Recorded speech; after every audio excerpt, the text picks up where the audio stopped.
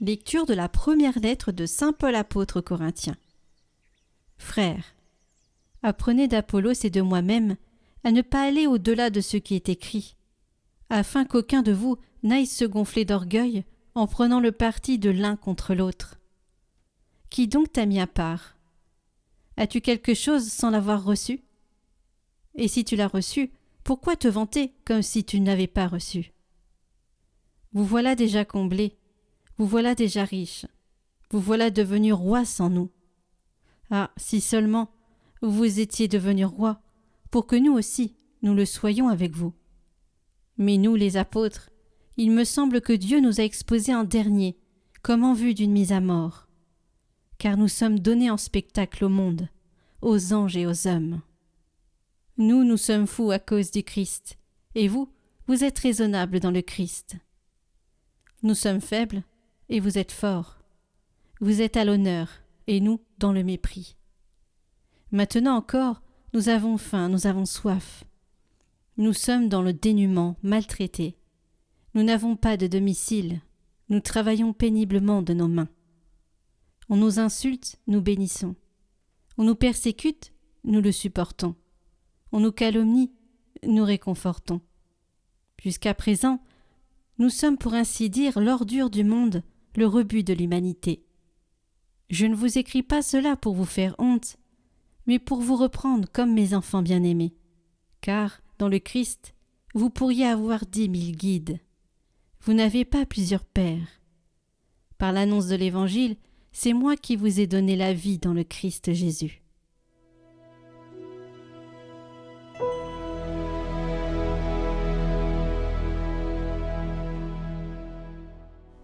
Proche est le Seigneur de ceux qui l'invoquent. Le Seigneur est juste en toutes ses voies, fidèle en tout ce qu'il fait.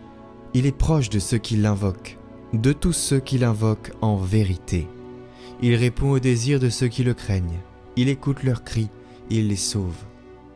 Le Seigneur gardera tous ceux qu'il aime, mais il détruira tous les impies. Que ma bouche proclame les louanges du Seigneur, son nom très saint, que toute chair le bénisse toujours et à jamais.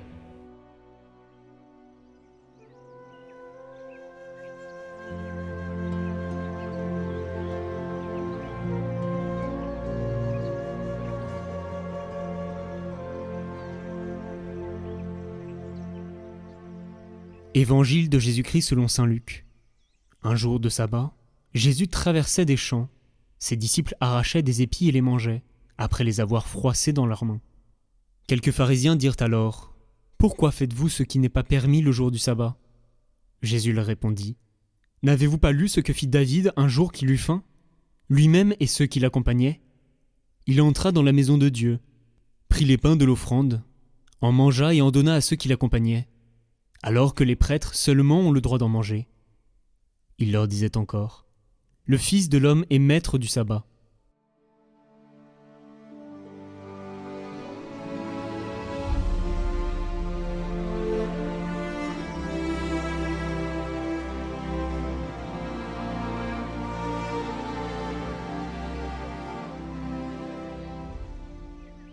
Commentaire de Benoît XVI.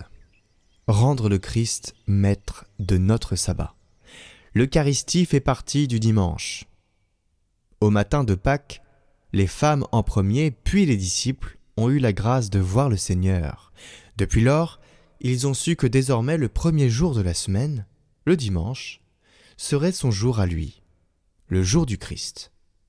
Le jour du commencement de la création devenait le jour du renouvellement de la création. Création et rédemption vont ensemble. C'est pour cela que le dimanche est tellement important. Il est beau qu'aujourd'hui, dans de nombreuses cultures, le dimanche soit un jour libre, ou qu'avec le samedi, il constitue même ce qu'on appelle le week-end. Libre. Ce temps libre, toutefois, demeure vide si Dieu n'y est pas présent. Chers amis, quelquefois, dans un premier temps, il peut s'avérer plutôt mal commode de devoir prévoir aussi la messe dans le programme du dimanche. Mais si vous en prenez l'engagement, Vous constaterez aussi que c'est précisément ce qui donne le juste centre au temps libre. Ne vous laissez pas dissuader de participer à l'Eucharistie du dimanche et aider aussi les autres à la découvrir, parce que la joie dont nous avons besoin se dégage d'elle. Nous devons assurément apprendre à en comprendre toujours plus la profondeur. Nous devons apprendre à l'aimer. Engageons-nous en ce sens, cela en vaut la peine. Découvrons la profonde richesse de la liturgie de l'Église et sa vraie grandeur. Nous ne faisons pas la fête pour nous, mais c'est au contraire le Dieu vivant lui-même qui prépare une fête pour nous.